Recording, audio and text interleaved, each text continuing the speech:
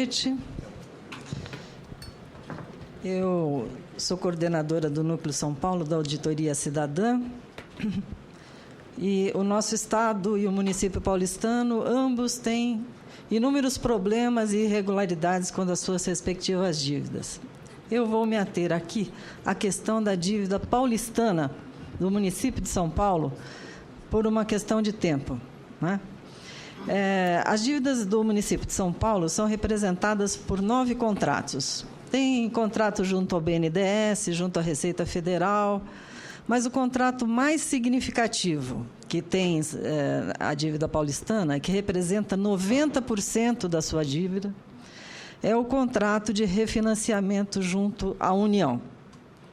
É sobre esse maior contrato que nós vamos detalhar, pois ele vai revelar que os paulistanos simplesmente pagam uma dívida que, em sua maior parte, nunca fizeram, que é fruto de ilegalidades devidamente apuradas e comprovadas, inclusive por esta casa, por ocasião da CPI dos precatórios, além das comprovações de ilegalidades ocorridas também na Câmara Municipal de São Paulo, por ocasião da CPI dos títulos mobiliários ali ocorrida. Eu vou contar para os senhores o histórico da dívida mobiliária paulistana. Até 1993, estados e municípios podiam emitir títulos e comercializá-los no mercado financeiro para financiarem suas gestões. Em março de 93, no entanto, foi promulgada a Emenda Constitucional número 3, proibindo a emissão desses títulos públicos. Mas, apesar da proibição, manteve-se a permissão, com base no artigo 33 do Ato das Disposições Constitucionais Transitórias, permitiu-se que fossem emitidos títulos destinados unicamente ao pagamento de precatórios, desde que fossem gerados antes da promulgação da Constituição de 88, só para garantir esses títulos. Muito bem. Na época, em 1993, era prefeito de São Paulo o senhor Paulo Maluf, o secretário municipal de Finanças era o senhor Celso Pita, e tinha o coordenador da dívida pública, o senhor Wagner Batista Ramos. Estes senhores enviaram um pedido de emissão de títulos, usando para isto documentação falsa, que era composta de precatórios em duplicidade, precatórios que já haviam sido pagos, e também de valores superestimados. Vale lembrar que o Sr. Wagner Batista Ramos criou uma planilha eletrônica para efetuar os cálculos superestimados e prestou, inclusive, consultoria para vários estados e municípios que acabaram também por realizar operações semelhantes. Além das irregularidades nos valores superfaturados e também quanto a precatórios que já haviam sido pagos e foram incluídos na planilha, a CPI ocorrida nesta casa, no Senado Federal, descobriu que havia também ilegalidades na comercialização destes títulos lançados pela Prefeitura Paulista. Constatou-se que um grupo de corretoras associou-se para especular com estes papéis, gerando um grande prejuízo para o erário municipal, o que ficou conhecido como cadeia da felicidade. Fatos que consistiam na compra e venda sucessiva dos títulos entre elementos do esquema. Vale ressaltar que os títulos da Prefeitura eram vendidos com deságio fora dos padrões normais, chegando, na maioria das vezes, a 40% de desconto sobre o valor de face. Houve ainda operações em que o título era vendido pela Prefeitura, passeava pela cadeia da felicidade e era recomprado pela própria Prefeitura, sendo que uma dessas operações, em um único dia, a Prefeitura teve prejuízo de mais de R$1 milhão. Foram detectadas, na CPI ocorrida nessa casa, 22 operações atípicas com esses títulos. Destaca-se que, em certos momentos, houve a interferência direta do secretário Pita na venda desses papéis, ordenando ao Banco do Brasil que vendesse títulos diretamente a determinada corretora, sem passar pela oferta em leilão público, o que é flagrantemente ilegal. Foram arrecadados com essas emissões cerca de 2,5 bilhões de reais, valores de julho de 2001, vigência da CPI da Dívida Pública Paulistana. E, segundo o relatório enviado pelo Tribunal de Contas do município, foram pagos no período de 93 a 97 cerca de 330 milhões com precatórios. Tais títulos eram remunerados pela Selic, que na época do governo Fernando Henrique Cardoso chegou a 46% ao ano, em novembro de 97, para efeito de comparação. No ano de 98, a Prefeitura chegou a pagar taxa de 30% de juros reais relativos a esses títulos. É importante afirmar, em relação às taxas de juros praticadas, que, no referido período, o parágrafo 3º do artigo 192 da Constituição Federal limitava a taxa de juros praticadas nas operações de concessão de crédito em 12% ao ano. Artigo que foi alterado pela Emenda Constitucional 40, sancionada pelo presidente Lula em maio de 2003, retirando do texto esse limite de 12% ao ano. Portanto, as taxas de juros superiores a esse percentual à época são ilegais. No final dos anos 90, a União começou a assumir a dívida mobiliária dos estados, trocando-as por títulos do Tesouro Federal, e, a partir de 1998, o então prefeito Celso Pitta começa as negociações para que a União assumisse também a dívida paulistana, uma vez que a rolagem de tal dívida estava comprometendo as finanças da cidade.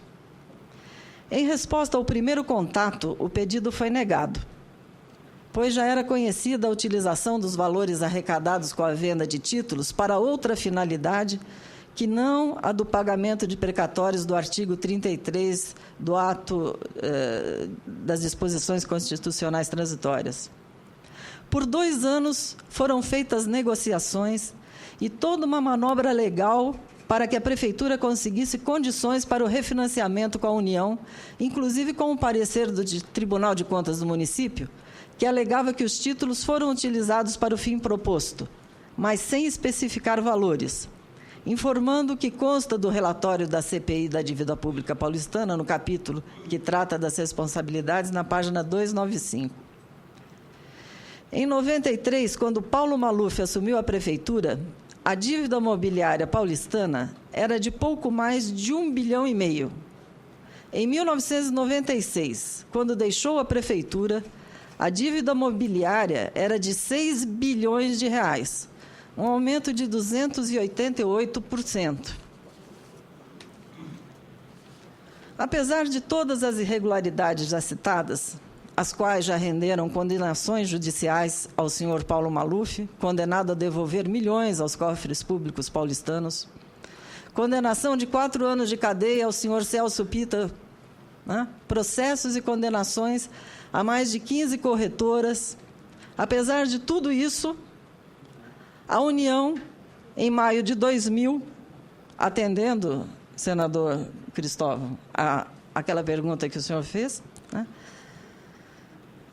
Em maio de 2000, a União assume a dívida mobiliária paulistana na íntegra, trocando todos esses títulos do Tesouro Federal sem ao menos verificar o que era de fato devido e o que era resultado de operações irregulares.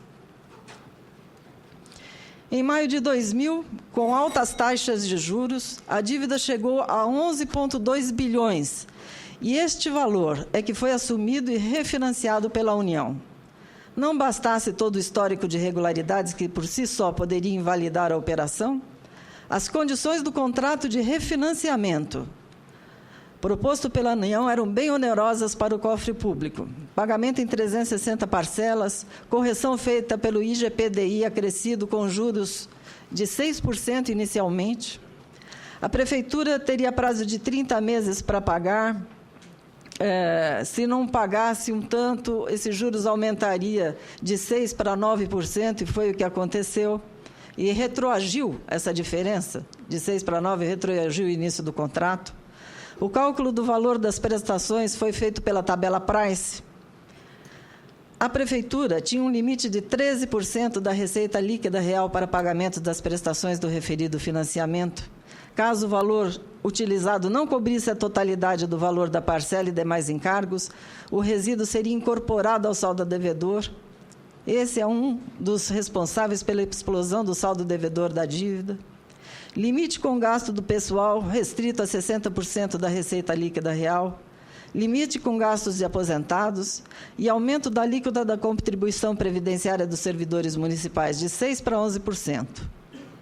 Como consequência dessa negociação, tivemos o aumento de uma outra dívida, a dívida social. O dinheiro utilizado para pagamento dos serviços do referido empréstimo faltou em outras áreas, e o resultado dessa sangria de recursos se traduz na falta de vagas em creches, nas filas de espera em hospitais, na falta de moradia, na falta de equipamentos públicos de esporte, cultura e lazer, nos serviços de transportes públicos, na educação, enfim, na qualidade de vida da população paulistana que foi preterida para atender exigências de organismos financeiros nacionais e internacionais. O projeto de lei complementar 238, que foi aprovado na Câmara dos Deputados e encontra-se nesta casa, não corrige nenhuma das ilegalidades que apontei aqui. Ou seja, não expurga do valor financiado os valores superfaturados ou os falsos precatórios, aqueles que já haviam sido pagos, que estão devidamente comprovados pelas CPIs. Não expurga as ilegalidades na comercialização dos títulos. Não reduz os juros às taxas permitidas pela Constituição à época. Não acaba com o sistema de juros tabela price vetado por lei. O que o projeto de lei faz para a cidade de São Paulo é dar um pequeno alívio no saldo devedor, pois recalcula desde a sua contratação no ano 2000 até agora as correções pela taxa Selic, que apesar de serem ainda muito altas, ainda são mais baixas que o IGPDI mais 9% pago por São Paulo. Porém, a taxa de juros IPCA mais 4% proposta no projeto de lei fará com que São Paulo continue a usar integralmente os 13% de sua receita para pagamento da dívida, não significando nenhum alívio nos pagamentos mensais. Agora, prevê-se que para 2014 seja algo em torno aí de 4 bilhões. E, para encerrar, vou mostrar 3 transparências para que vocês possam visualizar o que é que São Paulo tem pago por uma dívida que ela não contraiu. Ali na primeira coluna, lá no ano 2000, São Paulo pagou lá, ao final, 18.191 bilhões de juros, que, corrigidos, hoje, vai para 24 bilhões, ou seja, pagou 24 bilhões de 2000 a dezembro de 2012. Isso por uma dívida que foi contraída em 2000 de 11 bilhões e que está em dezembro de 2012 em 53. E hoje já pulou para 56. Ou seja, São Paulo contraiu uma dívida de 11, pagou 24 e deve 56. Por que isso? Essa é muito reveladora, essa imagem. Aquele primeiro item, vermelhinho lá em cima, é o IGPDI mais 9%, é a taxa de juros que São Paulo pagava para a União. A mais alta taxa de juros que existe no planeta é aquela vermelhinha, está vendo? E nós temos lá embaixo a TJLP, que é bem menor, não é? E a TJLP é a taxa de juros que se emprestam às empresas nacionais, internacionais, as multinacionais, e até aquelas que têm dado prejuízos imensos ao erário, como a gente está vendo agora, o senhor Ike Batista, ganhou seus empréstimos todos pela TJLP. Por que é? por que é que se empresta a essas empresas com a taxa de TJLP e não se empresta a um ente federado a mesma taxa e se coloca uma taxa lá em cima?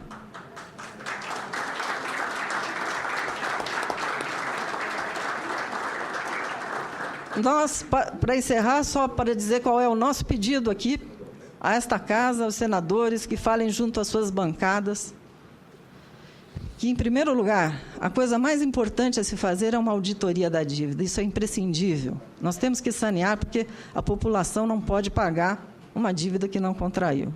Em segundo lugar, as taxas de juros que têm que ser utilizadas são as mesmas taxas que são fornecidas às empresas que eles querem ver crescer. Tem que ser a TJLP. E, por último, né, nós temos que fazer, como fazem também os empréstimos para essas empresas, juros simples, porque os juros compostos, a tabela price, é proibida por lei. Então, essa são a nossa história, a triste história, a saga da dívida paulistana, e peço aos senhores que, aqui no Senado, vejam com carinho essas questões e corrijam essa situação tão cruel com o povo brasileiro.